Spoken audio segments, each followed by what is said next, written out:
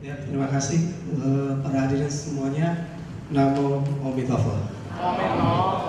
Ya, hari ini kita STAB Duta Wira menyelenggarakan sebuah seminar nasional yang menurut saya sangat relevan sekali dengan kondisi kehidupan Indonesia dan dunia saat ini.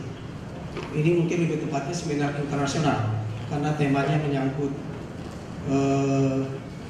eksternal di luar Indonesia juga Asia Tenggara. Tadi rencananya kabarnya dari panitia begitu ya. Seminar internasional dengan mendatangkan pembicara dari Universitas Chulalongkorn. Sumbangsi agama Buddha terhadap filosofi kemanusiaan di Asia Tenggara ini sangat relevan sekali. Tadi sudah diungkapkan oleh ketua panitia bagaimana Asia Tenggara baik dahulu maupun sekarang kalau kita perhitungkan betapa dominannya kaum Buddhis, umat yang beragama Buddha. Bahkan saya pernah kerjasama dengan kelompok Muslim membahas tentang fenomena Muslim dan Buddhis di Asia Tenggara.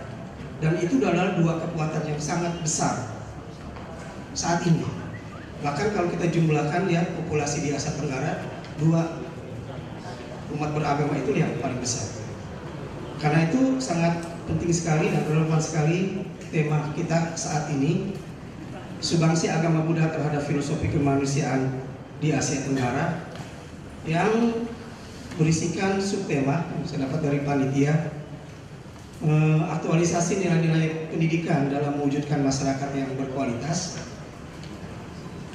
penyelenggaraan lembaga pendidikan Buddhis dalam rangka mewujudkan tantangan MEA, masyarakat ekonomi ASEAN yang sebentar lagi, dan bagaimana peranan PT AB di tengah semangat kemajuan dan persaudaraan masyarakat ASEAN saat ini.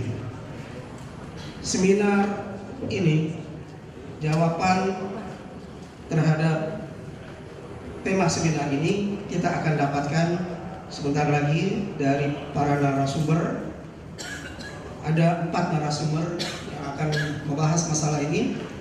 Yang pertama, Mahabiksu Duta Wira Stawira dari Sekolah Tinggi Agama Duta Wira. Kepada Mahabiksu Duta Wira Stawira, saya silakan untuk mengambil tempat di sini.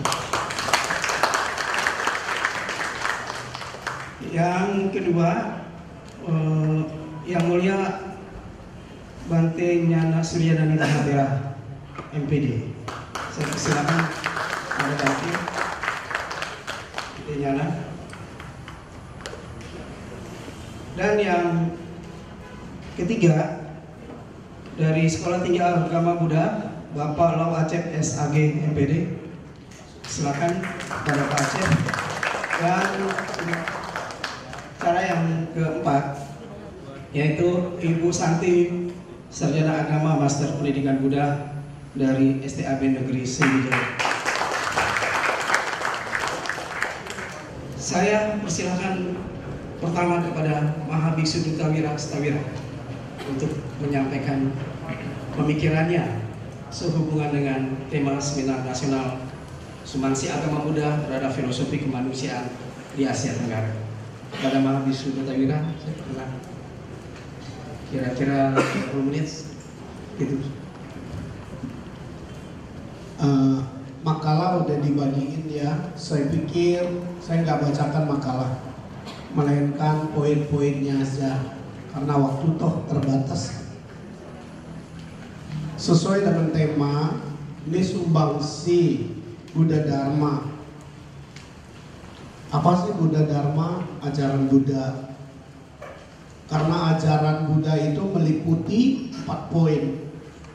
Serada keyakinan, widya ajaran, dan laksana jalankan, serta introspeksi evaluasi hasilnya, sehingga ajaran Buddha disebut juga sebagai agama Buddha.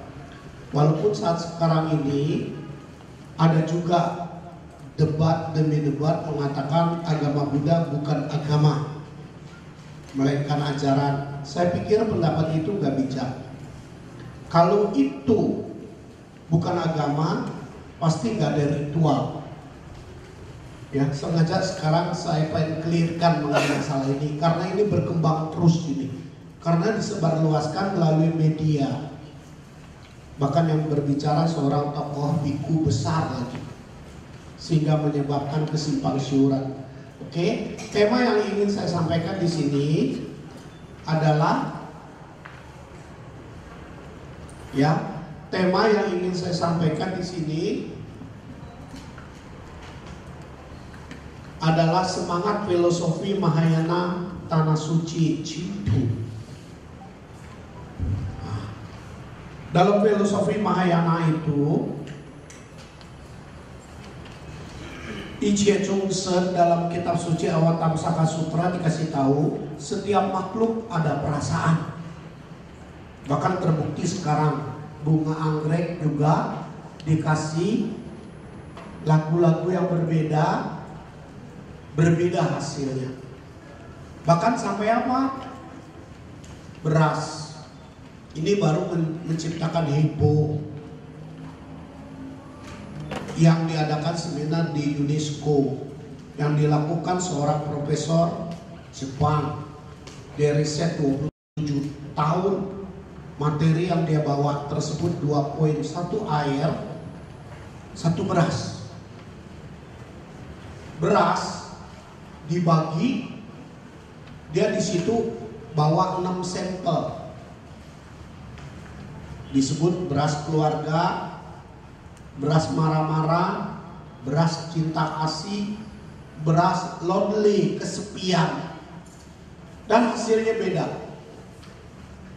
Karena dibawa oleh seorang tokoh besar, tentu dipercaya. Itu hasil riset. Sekarang kita ngomong hasil risetnya aja. Air juga punya perasaan. Dikondisikan tertentu yang kita tahu secara awam, dia bisa keras melebihi batu, kita sebut es batu. Dikondisikan tertentu, dia bisa jadi uap, panas luar biasa. Ayat kitab suci Mahayana dalam Takwang Kwanghu Hayecing Awatamsaka Sutra sudah berbicara itu. Ichi yuchi, semua yuchi ada rasa.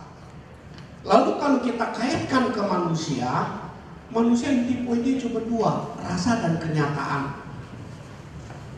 Nah, yang menjadi beda manusia dengan makhluk lain, semua aliran juga mengakui bahwa hanya manusia yang bisa jadi Buddha.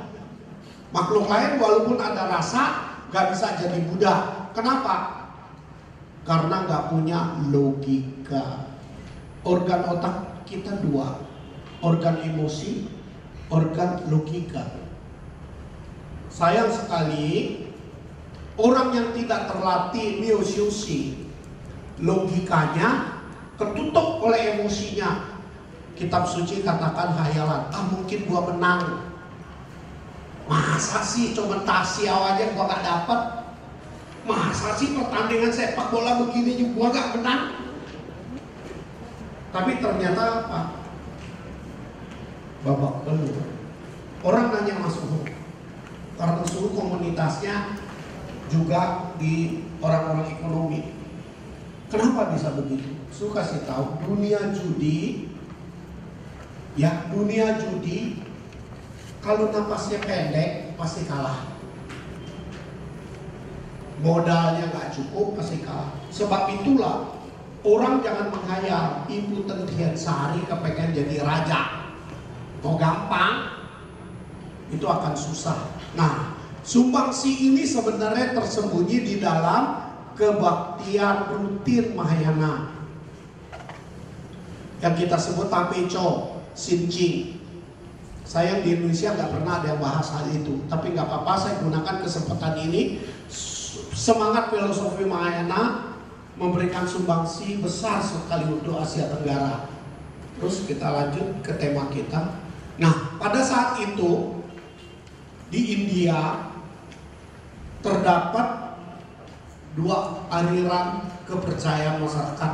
Satu aliran materialistis, golongan Carwaka yang berpendapat hidup cuma sekali, mati selesai.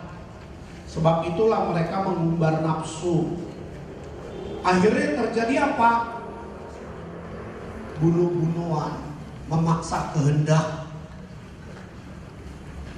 Yang sudah jadi raja dikalahkan lagi sama orang baru, dikalahkan lagi sama orang baru. Terus begitu gak ada habisnya.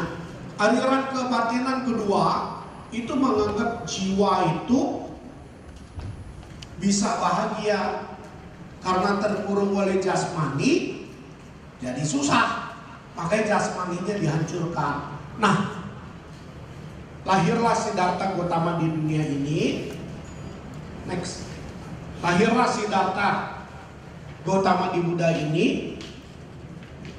Melihat hal-hal ini membuat terobosan. Jadi sumbangsi Sang Buddha itu terhadap dunia luar biasa sekali. Sehingga terjadi pembaruan pola berpikir yang kita kenal sebagai jalan tengah. Nah, kita lihat sumbangsi beliau. Terus next. Sumbangsi beliau itu khotbah. Mahayana bilang 49 tahun, Theravada bilang 45 tahun. By the way, berapa puluh tahun gak jadi masalah. Yang penting khotbah beliau dikumpulkan oleh para muridnya. Tercatat 270 tahun setelah beliau parinirwana baru dalam bentuk tulisan. Dulu oral, Buddha Wacana, 3 kelompok. Vinaya Pitaka, Sutra Pitaka, Sastra Pitaka. Ini bahasa Sanskerta disebut Sastra Pitaka, atau bahasa Pali disebut Abhidharma. Ya. Sumbangsi beliau yang luar biasa terhadap peradaban manusia ini. Ingat loh, 2500 tahun yang lalu sudah diberikan sumbangsinya. Ya. Vinaya Pitaka, moral dan sikap perbuatan siswa yang Buddha. Di makalah Suhu, Suwada tulis. Ya, Anda semua tahu Pancasila. Itu sumbangsi luar biasa. Bahasa zaman dulunya disebut tidak membunuh. Tapi kita harus berbicara dengan bahasa terkini zaman sekarang, yaitu tidak memaksa kehendak. Memaksa kehendak aja nggak boleh, apalagi sampai mematikan. Coba kita lihat dalam Vinaya Pitaka. Jelas sekali ketika Dewa Datta, bukan hanya sendiri, bahkan dengan sekelompok, ya, ingin mengambil alih posisi ketua Sangha saat beradanya Buddha. Karena kita tahu yang jadi ketua itu dapat fasilitas segala macam, dimuliakan. Dewa Datta ingin menggantikan. Dari keturunan Dewa Datta juga pangeran, darah biru. Dari kemampuan Dewa Datta jago. Dan filosofi dan sebagainya. Tapi akhirnya murid-murid Buddha minta supaya Dewa Datta dipecat dari Sangha. Apa yang dilakukan Buddha? Buddha bilang apa? Sila pertama yang diajarkan tidak memaksa kehendak. Kita tidak boleh memaksa kehendak dilepas jubah. Yang bisa kita lakukan adalah kita memandang dia papa biku, papa biksu gila. Hanya hukuman moral yang bisa dilakukan. Jauhkan dia, jangan berikan dukungan. Kalau kita udah tidak sependapat, Buddhism menolak menggunakan kekerasan, mengalahkan orang. Itu sumbangsi yang besar sekali. Coba bayangkan. Tapi dalam duniawi nggak bisa begitu. Duniawi orang ngomong hitam putih, menang kalah, sehingga terjadi peperangan dan sebagainya. Saya melukiskan di sini adalah sumbangsi agama Buddha, tentu dari segi kerohanian. Ya, terus mengenai sila lagi, jangan mencuri. Akibatnya coba kita lihat. perekonomian dunia begini hancur. Semua ada permainan, ujung-ujungnya duit. Bahkan berita-berita korupsi dan sebagainya. Nah, sekarang kita lihat Sutra Pitaka sumbangsinya. Sutra Pitaka sumbangsinya itu luar biasa kalau kita bisa memahami. Karena Sutra Pitaka pada hakikatnya pedoman siswa Buddha bagaimana hidup supaya lebih beruntung dan bahagia. Sehingga Sutra Pitaka Simcing, saya belum bahas Tapeco, bahas Simcing. Ya, ada ayat yang saya kutip, ayat kedua mengatakan sepui kung kung pui se se se se kung kung se se se. Ada adalah ada, kosong adalah kosong. Ada bisa jadi kosong, kosong bisa jadi ada. Ini melukiskan dua lapis karma. Karma yang pertama ada adalah ada, kosong adalah kosong. Itu warisan karma masa lalu. Kita kelahiran manusia di dunia ini bukan pilihan, tapi kenyataan udah dilahirkan.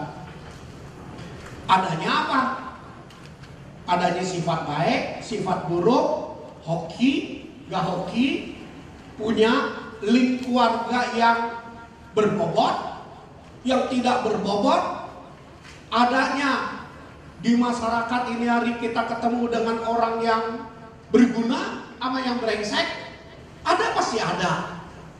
Sebab itulah perjalanan hidup manusia secara utuh ada siang dan malam, ada enak gak enak. Itu jelas. Sampai kitab suci Buddha bilang apa? Tidak ada orang yang tidak dicaci, tidak ada orang tidak dimaki. Jadi kalau kita paham bahwa kehidupan ini bukan, ya, kehidupan ini bukan kemauan, tapi kenyataan.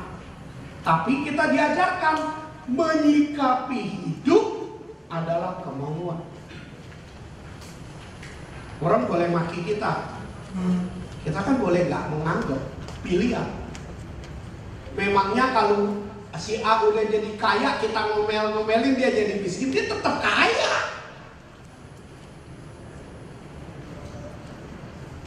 Ya, nggak ada adalah nggak ada. Maksudnya apa? Dia boleh pintar. Kalau pinjam bahasa umum yang paling gampang sini menyingkat waktu. Kalau dia nggak ada hoki, nggak ada yang menghargai dia. Bahkan sampai kesempatannya nggak dikasih. Jadi kalau kita renungin, kita bisa menerima kondisi apa yang kita ada. Tapi sumbangsi Buddhis bukan hanya menerima. Kita diajarkan fighting, berjuang, merubah nasib. Sehingga dikatakan gak ada bisa jadi ada, ada juga bisa jadi gak ada. Kita mesti berjuang merubah nasib, fighting. Karena pada hakikatnya ada dan gak ada, sumber asalnya perbuatan sendiri. Coba kita lihat, ada adalah ada. Kita berada di dalam alam yang nyata, siang dan malam. Tapi hasil perjuangan manusia gimana?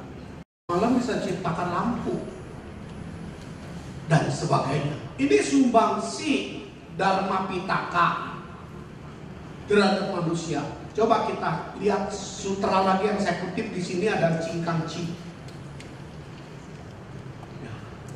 Dalam sutra Vajracandika Prasnya Paramita Sutra, sengaja saya kutip Prasnya Paramita karena memang ilmu tertinggi dalam agama Buddha adalah Phanya. Kalau bahasa Sanskerta, Prasnya. Apa sih Prasnya itu? Kalau di Mahayana dilukiskan di dalam sutra jadi wajra cendika, alat pemotong. Bahkan diterjemahkan dalam bahasa Inggris diamond. Kalau dalam bahasa Koi diterjemahkan jadi cingkang. Manusia hidup di dunia harus bermental baja, tapi harus perbuatannya mulia. Cingkang. Kenapa? Karena manusia hakikatnya begitu dilahirkan. Cingkang Cing tulis apa? Wo xiang, zhen xiang, zhong shen xiang, shou zhi xiang. Aku sudah ada, akunya siapa ini. Jadi kalau orang ego tuh jangan heran, manusia pasti ego. Tapi egonya itu mengganggu orang lain enggak? Karena apa? Aku manusia. Kita mau sukses dalam bertanding, kita mau nomor 1, ego kita.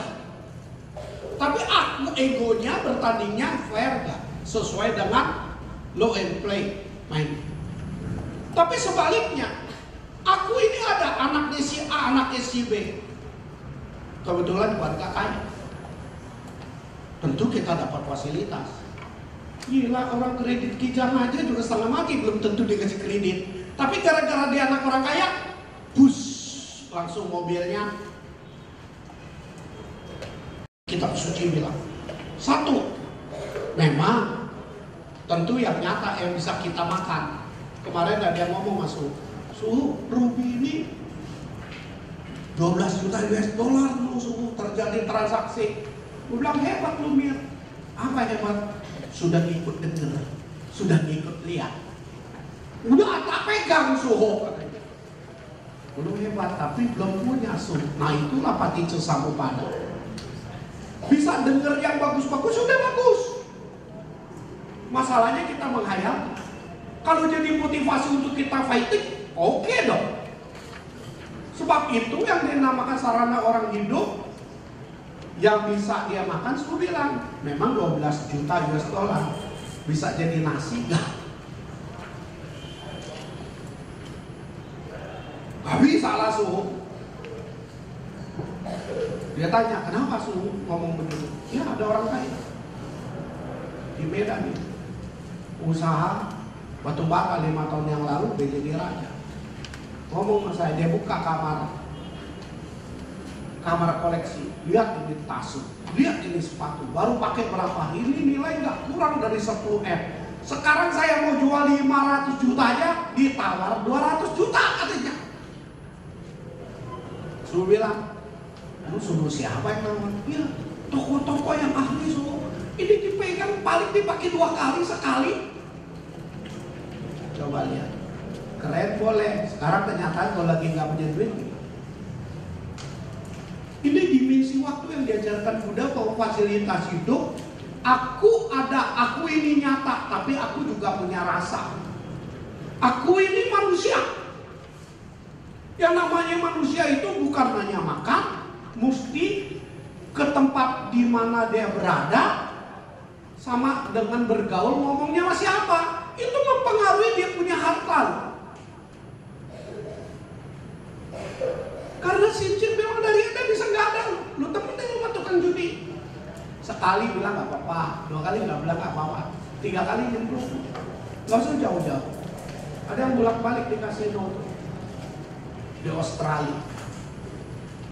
Dia bilang, wah suhu udah tinggal di Melbourne suhu cari teman susah suhu. Ngomong nggak? Anak-anak Indonesia yang bisa ngomong kek juga ngomong oke, semuanya udah kumpulin kasino akhirnya. Jadi Pak, malam ke kasino. Pertama sih niatnya nggak main, ngobrol sama teman. Tang ting tong berkali-kali melihat temen menang kepengen. Gua di sini nggak ada penghasilan nih. Gua bawa 3.000 nih. Masa untuk 300 dolar aja nggak dapet? Dapat. Habis sampai modalnya semua. Sebab itulah Sutta Cima mampu gak kendalikan perasaan. Kalau gak mampu kendalikan perasaan, sarana orang hidup, temannya dia mesti pilih, lokasinya dia mesti pilih. Karena orang hidup itu butuh. Ada yang dia butuh, tapi ada yang dia belum butuh. Nah ketiga, Cing Kangcing bilang kita berada di masyarakat. Aku di masyarakat yang dinamis, Chung Sen Siang. Masyarakat itu kalau orang bilang suka kejam, bukan kejam, tapi realistis. Lu gak kuat, tertinggal. Di masyarakat gitu. Kalau kita gak dipercaya orang apa? Habis. Gak disenengin orang gak gimana? Ya nomor 2 aja deh. Bayangin, kriterianya ada 5 orang buat jadi direktur. Tapi si A yang disenengin dia yang jadi. Hidup gitu. Kita berada di masyarakat. Kita nilai orang, orang juga nilai kita. Kita bisa percaya orang, bisa gak percaya orang, orang juga bisa gak percaya kita. Siang aku bisa usia tua, aku bisa lemah. Ini yang diajarkan dalam pedoman. Kita hidup, kita mesti ingat ini. Lalu aku sudah ada, aku mesti gimana? Muncullah aliran Mahayana, tanah suci. Aku mau gembira, beruntung. Tapi gembira beruntungnya jangan danger, maunya tentram sampai bahagia. Sehingga dalam ayat kitab suci memberitahukan Fa Jie Chang Sen Omi Tofu. Di dalam kehidupan sehari-hari itu tersembunyi satu badan. Apa? Badan yang gembira. Bisakah Anda gembira? Mana bisa selalu susah? Siapa bilang? Kalau ngerti hukum karma, bisa nerima. Kenapa nggak bisa gembira?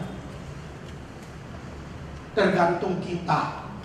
Nah itulah muncul aliran menyebut Omi Tofu. Fa Jie Chang Sen Omi Tofu. Itu sumbangsi dharma. Sekarang kita lihat dari filosofi Mahayana tadi dikatakan setiap orang bisa jadi Buddha. Kita mesti gimana? Mau gembira mesti gimana? Berkarya. Lihat sumbangsi nenek moyang kita yang beragama Buddha. Tadi sumbangsi kepada kemanusiaan, kita diajarkan moral. Sekarang sumbangsi nenek moyang kita di bidang seni budaya. Lihatnya peninggalannya Borobudur, arkeologinya itu luar biasa. Di Kamboja ada Angkor Wat, di Burma ada Swedagon. Kalau boleh kita perluas ngomongan, jangan cuma Asia Tenggara.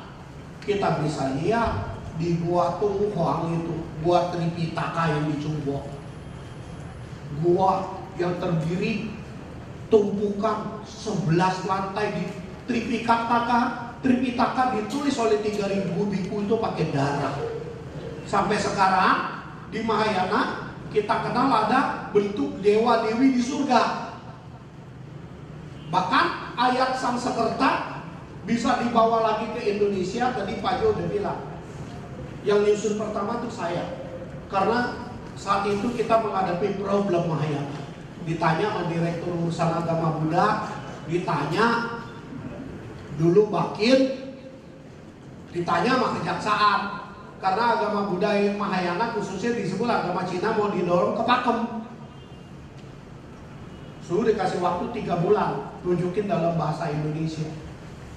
Nah sebab itulah terjadinya hukum penuntut kebaktian, yang mana Lu Xiang Chan suhu robah, jadi gata penumpang dimainin pakai organ. Ya seadanya. Nah suhu dapat dari mana ini data? Perpustakaan Hong Kong. Kemudian berkembang lagi, bahkan sampai Cingkangcing sekarang udah ketemu Sanskerta. Pokoknya seadanya dulu lah, bisa lewat. Namanya aku ada, aku mesti gembira, aku mesti hidup.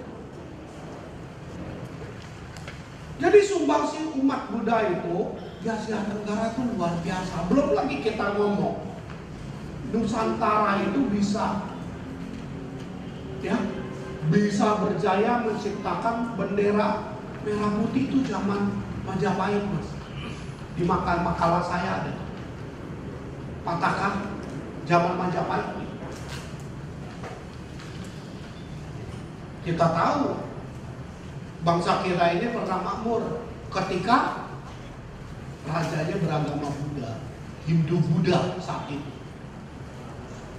Majapahit, Kedatuan Sriwijaya, bahkan menjadi pusat studi di Sriwijaya itu sampai perantau Cungko itu Icing dengan 500 para bikunya belajar di sini. Itu sumbangsi nyata. Next. Nah, Sumbangsi mengenai sastra Pitaka. Wah, itu luar biasa agama kita. Bahwa Sutra Pitaka, Winaya Pitaka diyakini itu diucapkan intisari akarnya semua dari Sang Buddha. Sutra Pitaka diulang oleh Ananda, Winaya Pitaka diulang oleh Upali. Tapi mengenai Abhidharma atau sastra Pitaka oleh siswa-siswa Sang Buddha yang telah mencapai tingkatan kesucian. Nah, di sini sumbangsinya terhadap peradaban manusia di Asia Tenggara ini kita diajarkan, yang saya angkat di sini 3 poin. Seniat, linian, san fang pian. Ini ciri khas Mahayana. Linian, cita-cita.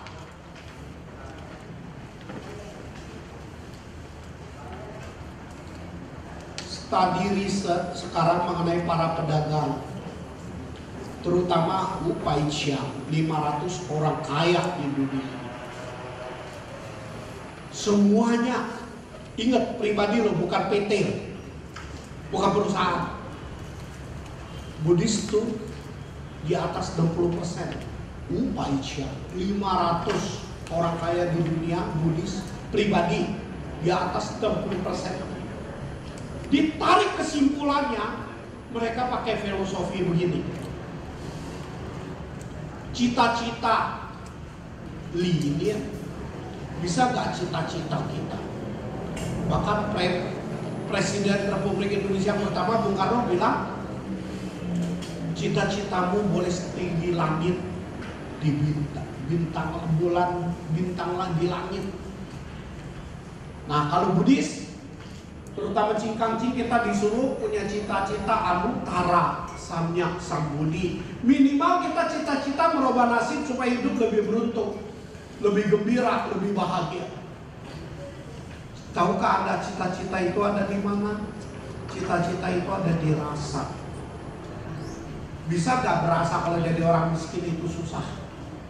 Kalau bisa berasa jadi orang miskin itu susah, jadi orang tidak disenangin orang tuh susah.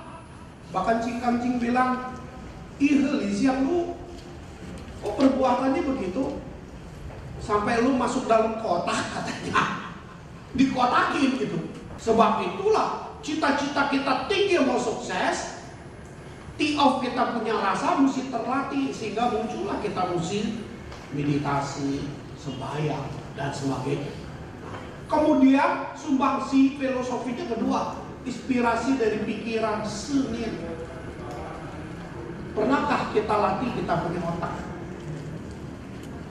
Dalam seni kita mesti bagi ke dalam dan keluar.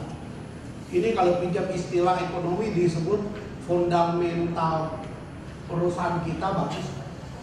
Pola kita dasar berpikirnya bagus gak? Sebab itu tidak boleh setitik debu itu membuat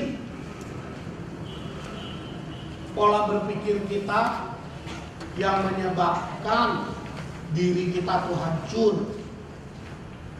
Zaman sekarang dikenal tuh negative thinking tuh katanya. Keluar mesti gimana? Keluar mesti berkarya. Keluar mesti wujudkan secara nyata. Anda bisa jadi pahlawan keluarga. Suhu sering ngomong anak-anak, jadilah juru selamat. Minimal juru selamat papa mama Anda. Gak boleh biarkan papa mama Anda tuh gak selamat karena gak ada duit. Itu keluar mesti berkarya. Itu dalam dunia.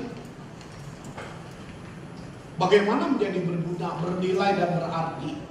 Terus yang ketiga, nah cara mewujudkannya mesti gimana? San Fang Pian. Ini yang ciri khas Mahayana nih. Waipulia. Ciri-ciri Mahayana kita kenal cara pencapaian harus bisa waipulia, memudahkan. Atau bahasa umum sering saya terjemahkan harus bisa bertahap. Karena setiap orang kondisinya berbeda. Kalau dia dari minus 1000, jangan ngimpi mau plus. Dia mesti bikin minus 900 dulu, 800 dulu. Inilah yang sering kita lihat di dalam masyarakat. Dia berjuang mulai dari bawah sampai dia sukses. Kedua, sumbangsinya apa? San pangpian upaya kausalia.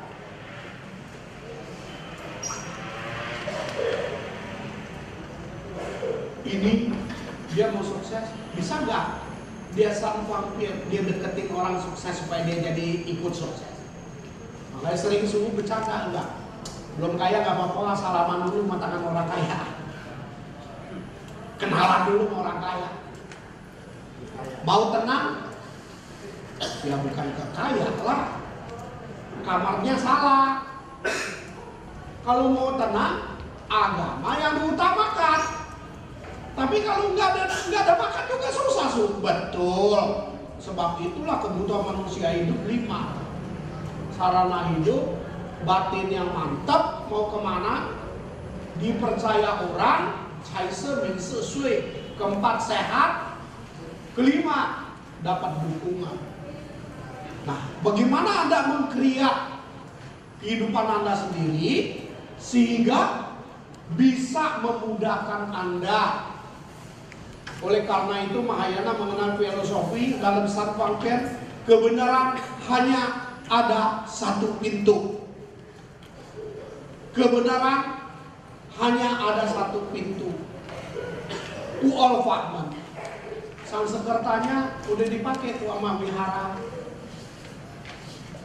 Banding Arementri Ikayana satu jalan. Kebenaran pintunya hanya satu. Apa sih? Kebenaran hanya ada satu pintu. Kita pinjam istilah orang bule. Dia suka nanya orang apa? How do you feel? Gimana rasa lu? Jadi kebenaran cuma satu. Kita kaya kalau rasa kita nggak gembira juga nggak ada arti. How do you feel? Lu mau gembira, lu mau beruntung, lu mau kaya, tapi buntutnya lu deg-degan, ketakutan. Bahkan ketemu orang yang kagak berani, berarti apa? Gagal. Ini ada semua dalam sastra Pitaka. Tentu akhirnya semuanya tergantung dari manusianya. Kalau pinjam bahasa marketing, bagaimana sales produknya, gimana jualannya. Ini agama Buddha belum bisa, kita iklannya nggak bisa. Jadi ajarannya begitu hebat, anak cucunya meninggalkan, pindah agama. Kenapa bisa begitu? Jawabannya paling gampang, pasti ada sesuatu yang salah. Jadi anak cucunya meninggalkan. Bahkan yang lebih keren, suruh aku kan agama Buddha, diajarin gak boleh memaksa kehendak. Jadi anakku mau pindah agama gak apa-apa suruh.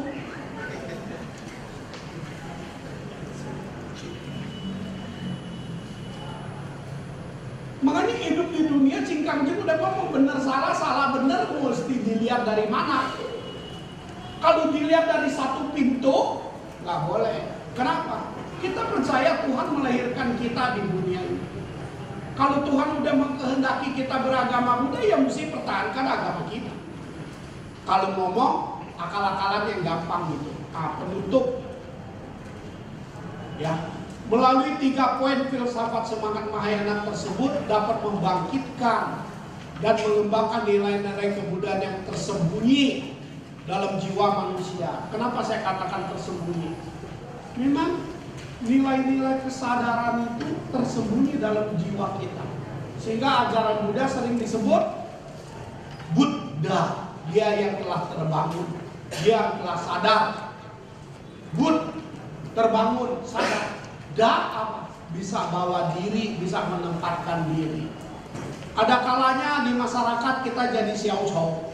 Ada kalanya di masyarakat kita jadi orang yang tersisih. Tapi ada kalanya juga di masyarakat kita menjadi yang penentu. Bagaimana kita menjalankan kehidupan ini. Ya, minimal setelah mengerti Buddha Dharma, dia bisa hidup gembira dan bahagia. Kenapa? Karena kita punya keyakinan hukum karma tumimba lahir. Sekarang kita berjuang belum berhasil, nggak apa-apa. Itu deposito bakat buat yang akan datang. Belum jadi arahat sekarang nggak apa-apa. Nanti kelahiran akan datang sudah membawa basicnya yang bagus. Itu kepercayaan agama kita disebut tumimba lahir. Sebab itulah karma nggak ada yang sia-sia. Ya, demikian adanya, mungkin untuk diperdalami makalah saya bisa dibaca, dan kalau ada tanya jawab nanti kita serahkan kepada Pak Moderator. Yuk, terima kasih. Ya, bertanya dulu sebelum ditanya. Masuk Maha Biksu Dutawira, ya, sudah masuk ke dalam jantung persoalan. Maksudnya itu apa sesungguhnya sumbangsi terbesar agama Buddha di Asia Tenggara? Kita lihat Asia Tenggara, tadi juga sudah katakan, banyak peninggalan-peninggalan Buddhis. Apalagi kalau mau ditarik ke Asia Timur sampai ke Cina. Tidak mungkin peninggalan-peninggalan itu tanpa dasar. Artinya manifestasi itu ada yang mendasari. Ya, yang mendasari itu adalah filosofi. Kalau di Barat, kenapa mereka bisa maju seperti sekarang? Ada sumbangan terbesar dari pemikir Barat. René Descartes mengatakan, "Cogito ergo sum." Aku berpikir, karena itu aku ada. Humanisme dengan filosofi René Descartes ini kemudian merebak di Barat. Itu abad ke-16, abad ke-15. Peletak dasar dari filosofi modern. Peletak dasar dari kemajuan bangsa-bangsa modern.